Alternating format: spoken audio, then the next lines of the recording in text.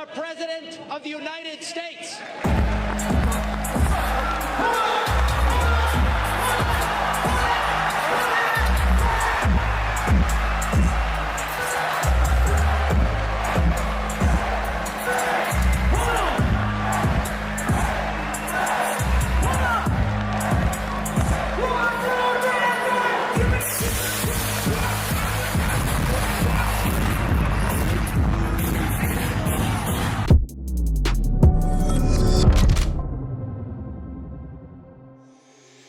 Yo, what's up, guys? We're traveling right now, so forgive the different look here. We were inside a U.S. Capitol for the joint address to Congress. President Trump really bringing it home. An absolute force of nature last night. A triumph. And Democrats had nothing to offer as a rebuttal. They had nothing.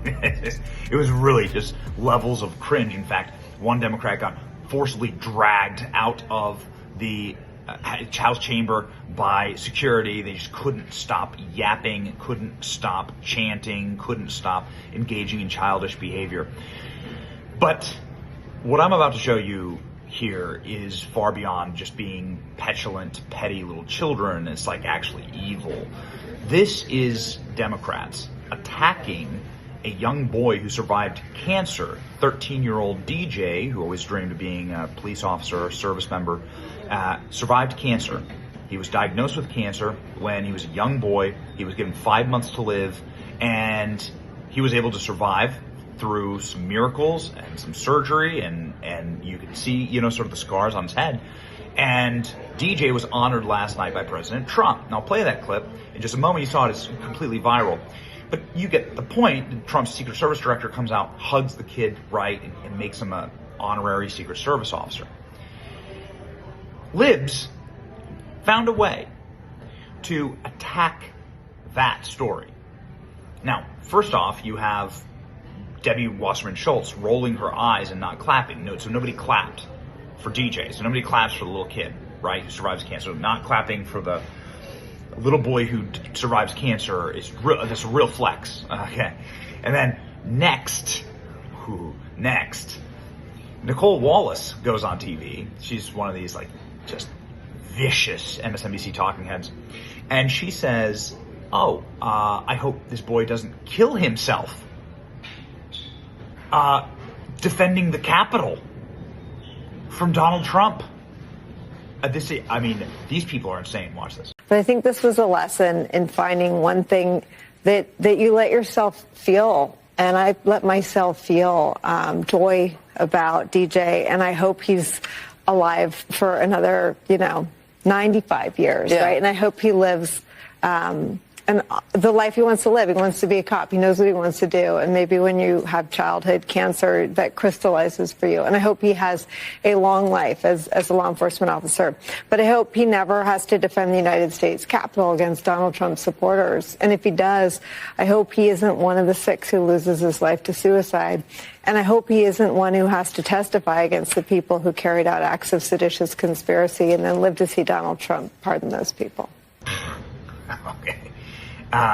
Next, we have Rachel Maddow, who called the entire act disgusting. Again, this is the party of joy.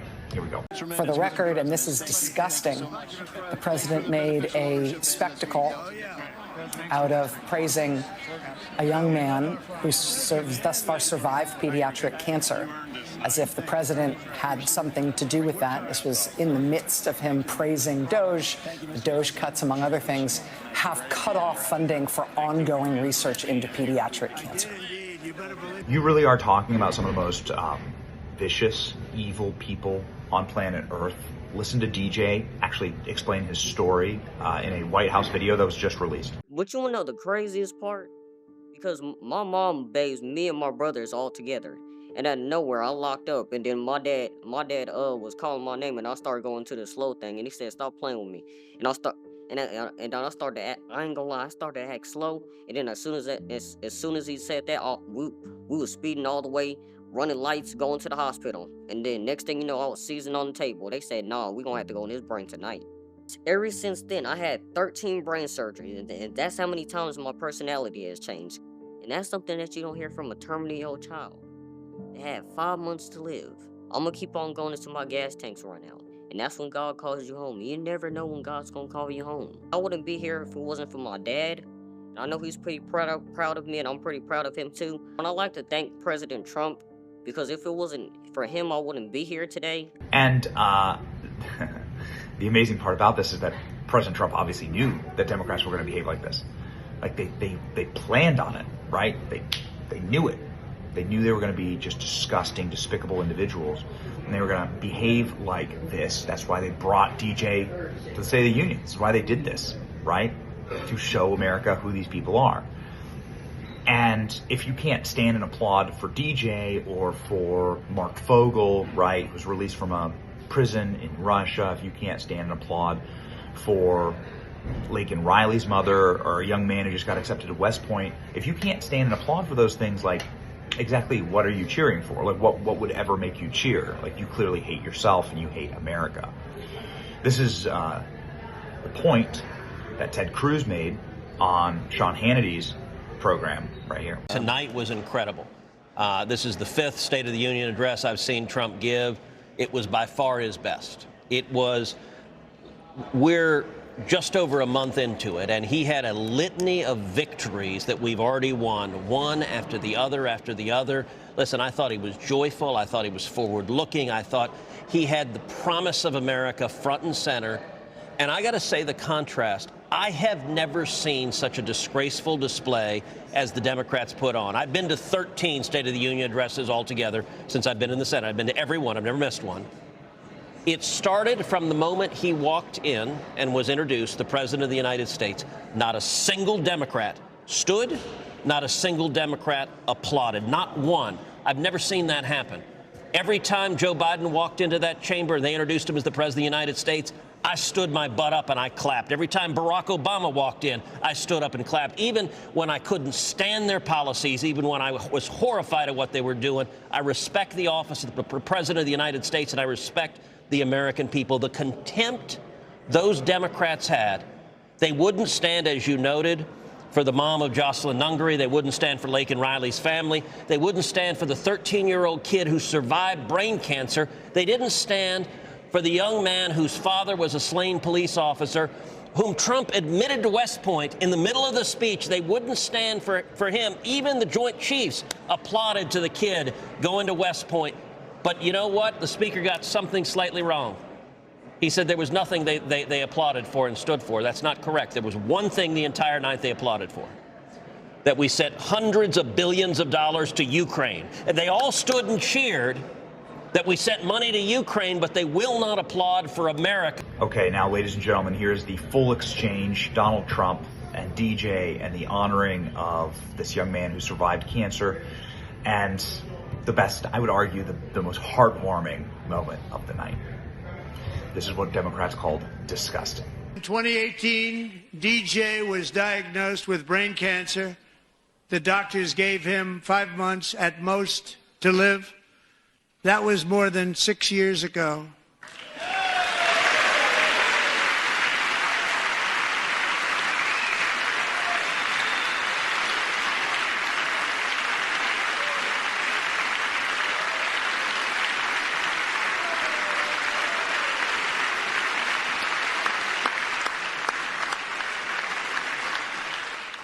Since that time, DJ and his dad have been on a quest to make his dream come true, and DJ has been sworn in as an honorary law enforcement officer, actually a number of times. The police love him, the police departments love him.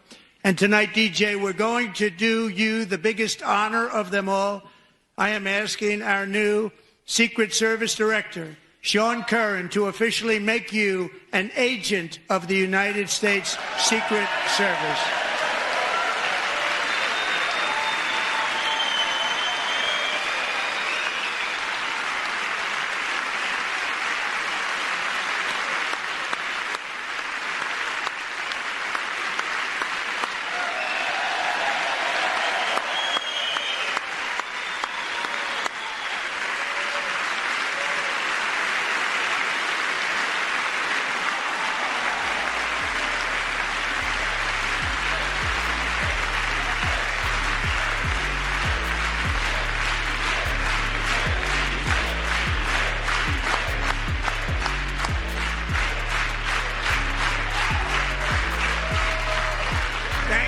DJ.